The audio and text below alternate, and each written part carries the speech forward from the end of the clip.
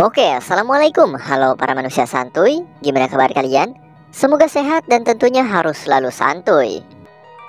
Di video kali ini saya akan menceritakan alur cerita dari film yang berjudul City of Ember tahun 2018. Film ini menceritakan tentang keadaan suatu kota yang terisolasi dari dunia luar. Mereka menggunakan generator sebagai sumber daya untuk menerangi jutaan lampu yang ada di kota tersebut. Tapi setelah 200 tahun, generator mulai melemah dan mengancam seluruh orang yang hidup di kota tersebut. Penasaran dengan seluruh alur ceritanya? Santuikan terus videonya cuy.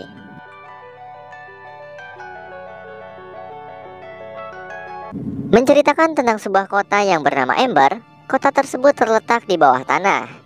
Kota Ember diciptakan dan didesain oleh para arsitek, ilmuwan, dan profesor untuk melindungi generasi penerus ketika dunia menuju kehancuran. Melihat tanda-tanda kehancuran dunia, maka orang ini mendirikan kota di bawah tanah dengan modal sebuah generator yang sangat besar. Para pendiri kota Ember tersebut menyimpan sebuah instruksi jalan keluar dari kota Ember dan sebuah kartu di dalam kotak. Kemudian kotak tersebut akan diberikan kepada wali kota yang menjabat di kota Ember. Kotak tersebut disetting dengan pengaman tingkat tinggi sehingga hanya bisa dibuka selama 200 tahun. Dalam jangka 200 tahun, bumi diharapkan sudah kembali aman dan layak untuk dihuni kembali oleh manusia. Mereka tidak bisa memastikan bahwa dalam jangka 200 tahun bumi telah siap dihuni kembali. Itu hanyalah sebuah prediksi atau harapan bagi para pendiri kota Ember saja. Dari tahun ke tahun, kotak tersebut terus berpindah tangan dari wali kota satu ke wali kota berikutnya. Semakin lama waktu berlalu, hingga tahun-tahun berikutnya kotak tersebut terlupakan. Dunia pun semakin lama semakin hancur dan perlahan kotak tersebut terbuka. Diawali dengan seorang remaja bernama Dun yang memiliki kepedulian tinggi pada kota Ember dengan berkeinginan keras untuk memperbaiki generator yang rusak. Pada saat itu adalah hari di mana penugasan berlangsung. Para generasi yang baru akan diberikan tugas saat usia mereka sudah cukup dan diharapkan dapat saling bekerja sama untuk mempertahankan kota Ember. Diperlihatkan seorang gadis bernama Lina yang sedang berlari terburu-buru. Ia terlambat menuju sekolah, di mana tempat tersebut dipakai untuk sumpah penugasan. Setiap anak yang mengikuti penugasan diwajibkan untuk memilih kertas yang telah disiapkan. Di dalam kertas tersebut berisikan pekerjaan atau tugas yang harus mereka jalani. Lina mendapat pekerjaan sebagai petugas pipa, sedangkan Dun bertugas sebagai pembawa pesan. Mereka berdua mendapat tugas yang tidak sesuai dengan apa yang diinginkannya, sehingga mereka pun memutuskan untuk bertukar pekerjaan.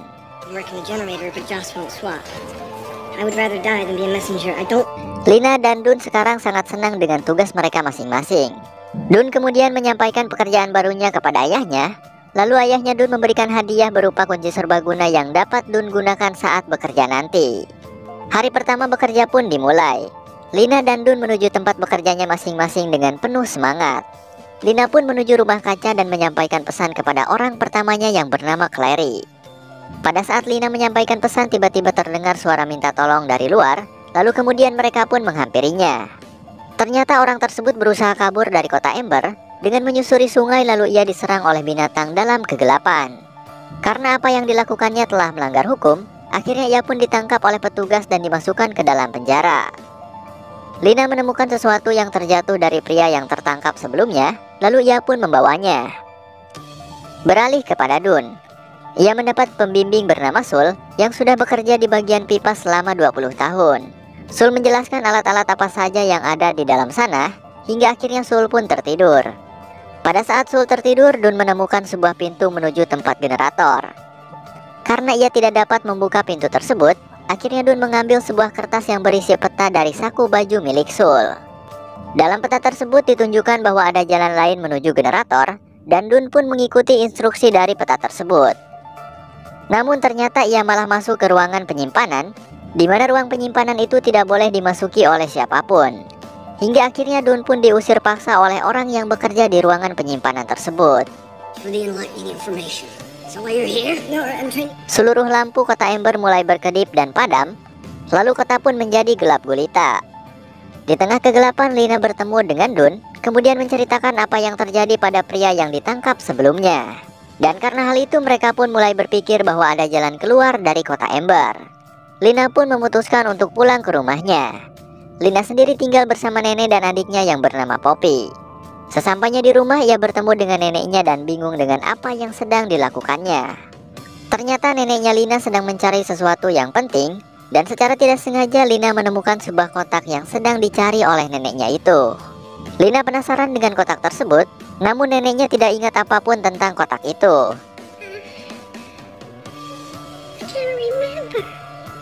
Dan akhirnya Lina pun berinisiatif untuk mencari tahu tentang kotak tersebut. Sedangkan Dun yang berada di tempat kerjanya dibuat bingung dengan apa yang terjadi. Mesin yang berada di ruang generator ternyata mengalami kebakaran. Lina pun melanjutkan perjalanannya. Kali ini ia ditugaskan untuk menyampaikan pesan kepada wali kota. Lina kemudian menuju ke aula untuk menyampaikan pesan tersebut. Pada saat Lina berjalan menuju ke ruangan wali kota, ia diperlihatkan dengan lukisan wali kota Ember dari awal hingga saat ini. Dan ternyata Lina merupakan keturunan dari ketujuh wali kota yang pernah menjabat di kota Ember. Maka dari itu tidak heran jika kotak misterius yang ada di scene awal sekarang telah ditemukan di rumah Lina. Lina pun menemui wali kota tersebut lalu menyampaikan pesan yang sangat rahasia, dan isi dari pesan itu adalah kapalnya telah siap. Nenek Lina sudah mempunyai penyakit dari sejak lama, hingga akhirnya neneknya pun meninggal sebelum ia sempat menjelaskan apa keistimewaan dari kotak itu. Lina pun berjanji bahwa ia akan mencari tahu tentang kotak tersebut. Lina menemui Dun dan menunjukkan kertas yang telah ia gabungkan tadi, dan ternyata Dun teringat akan satu hal. Ia pun kemudian mengajak Lina untuk menunjukkannya. Dun mengajak Lina ke ruangan penyimpanan untuk membuka buku sejarah yang hanya dapat dibuka oleh wali kota saja. Mereka pun menemukan tulisan yang sama antara kertas yang ada di dalam kotak dengan buku tersebut. Pada saat akan membacanya, tiba-tiba ada penjaga yang memeriksa ruangan tersebut dan mereka pun segera melarikan diri.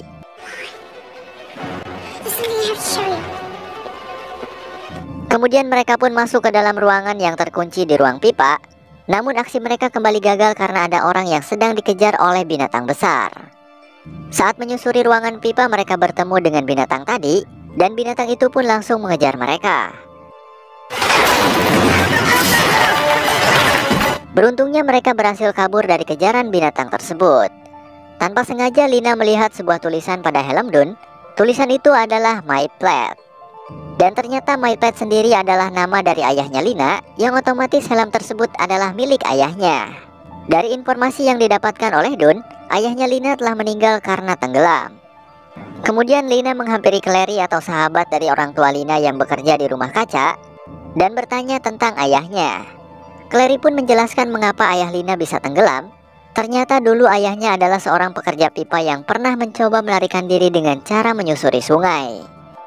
Namun sayang sekali usahanya itu gagal dan ia pun tewas. Lina pun akhirnya memutuskan untuk memberitahu tentang kotak tersebut kepada wali kota. Di tengah perjalanan ia bertemu dengan temannya yang terjatuh dan Lina pun menghampirinya. Ternyata temannya tersebut membawa banyak sekali makanan kaleng dan Lina pun curiga karena kota Ember tidak pernah memproduksi makanan kaleng sama sekali. Lalu temannya berkata bahwa ia mendapat semua itu dari pacarnya yang bekerja di ruang penyimpanan.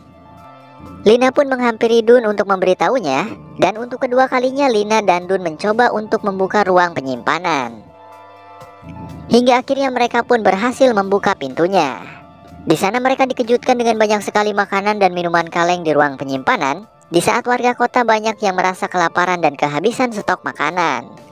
Ternyata di dalam ruang tersebut terdapat wali kota yang sedang tertidur di kursinya sambil memegang sebuah makanan kaleng. Mereka pun menyadari bahwa ternyata wali kota sudah membohongi seluruh warganya. Kemudian Dun mendengar suara ayahnya di mesin komunikasi milik ayah Lina. Dan ternyata ayahnya Dun juga pernah mencoba keluar dari kota Ember. Dun pun semakin dibuat yakin bahwa ada jalan keluar dari kota kegelapan tersebut. Lina pun pergi ke aula untuk menemui wali kota. Namun ternyata wali kota memaksa Lina untuk memberikan kotak tersebut kepadanya. Pada saat Lina akan ditangkap, tiba-tiba lampu berkedip lalu padam. Dan tentu saja itu adalah kesempatan bagi Lina untuk melarikan diri. Pada saat Lina akan melompat keluar, ia merebut kartu dari saku wali kota karena kartu tersebut mirip dengan kartu yang ada di dalam kotak miliknya. Dan akibat dari peristiwa tersebut, Lina dan Dun pun akhirnya menjadi incaran wali kota. Segala upaya mereka lakukan untuk kabur dari kejaran anak buah wali kota. Akhirnya mereka berdua pun bertemu di rumah kaca. Mereka berusaha mencari jalan keluar dari sana. Kemudian Lina menunjukkan sebuah alat yang ternyata alat tersebut pernah digunakan ayahnya untuk keluar dari kota Ember. Alat tersebut berfungsi untuk merobohkan dinding. Akhirnya mereka pun berhasil menembus dinding dan sampailah di tempat persembunyian. Lina menunjukkan kartu yang ia ambil dari wali kota sebelumnya, dan ternyata kartu tersebut menunjukkan sesuatu berlambang generator. Mereka pun memutuskan untuk pergi ke ruang generator dan membawa Poppy bersama dengan mereka. Sesampainya di sana, Dun mencoba membuka pintu menuju generator, namun tidak berhasil. Kemudian Lina menyadari bahwa kertas yang ada di kotak memiliki kemiripan dengan lantai bawah. Lalu Lina memberitahu Dun bahwa ada pintu di balik loker penyimpanan, dan benar saja. Mereka pun mengikuti instruksi-instruksi yang ada dalam kertas. Loker yang dibentuk menyerupai sebuah perahu yang berjalan mengikuti jalurnya hingga sampai ke ruang generator. Untuk dapat melewati kincir, mereka harus mengikuti instruksi. Di sana tertulis mereka harus masuk ke dalam ruangan nomor 1 yang merupakan ruangan darurat. Dan akhirnya mereka pun berhasil masuk ke ruangan tersebut. Mereka harus mengikuti satu persatu tahapan untuk dapat menjalankan kincir pertama.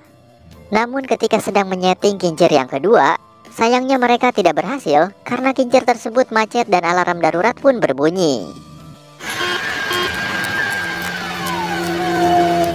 Sul yang sedang tertidur pulas pun akhirnya terbangun dan langsung menghampiri kincir yang macet untuk memperbaikinya.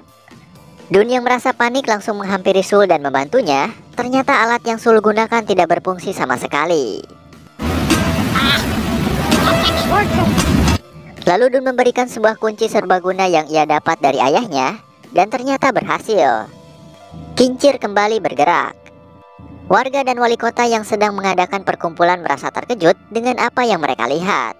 Pada saat wali kota hendak melarikan diri, ia terpleset dan lukisan wajahnya yang masih basah mengenai tepat di hadapan mukanya. Sul kemudian menyuruh Dun agar segera pergi dan membiarkan dirinya untuk mengendalikan kincir. Akhirnya Dun, Lina, dan Poppy pun pergi menggunakan perahu menyusuri sungai dalam kegelapan. Sementara di posisi wali kota Ember, ia sedang berlari tergesa-gesa karena takut kebohongannya diketahui oleh warga Ember. Ia pun pergi ke tempat persembunyiannya, yaitu ruang penyimpanan. Dan ternyata di ruang penyimpanan sudah ada binatang besar yang sudah siap untuk memangsanya. Akhirnya setelah berhasil menyusuri sungai dalam kegelapan, mereka menemukan jembatan, di mana jembatan tersebut adalah jalan menuju ke permukaan bumi. Sesampainya di luar atau di permukaan bumi, Lina sangat kecewa karena yang ia temui hanyalah kegelapan. Tidak ada yang berbeda dengan di kota Ember saat generator padam. Dengan perasaan kecewa, Lina dan Dun serta Poppy pun akhirnya tertidur. Namun tak lama kemudian mereka terbangun oleh cahaya matahari yang begitu indah terbit di balik bukit.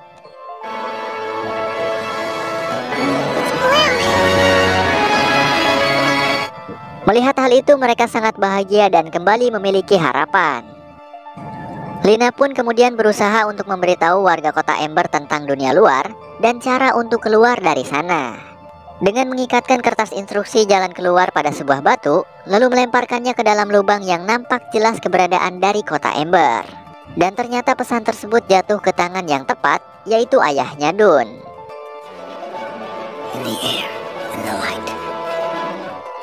Dan tak lama setelah itu, tamat cuy.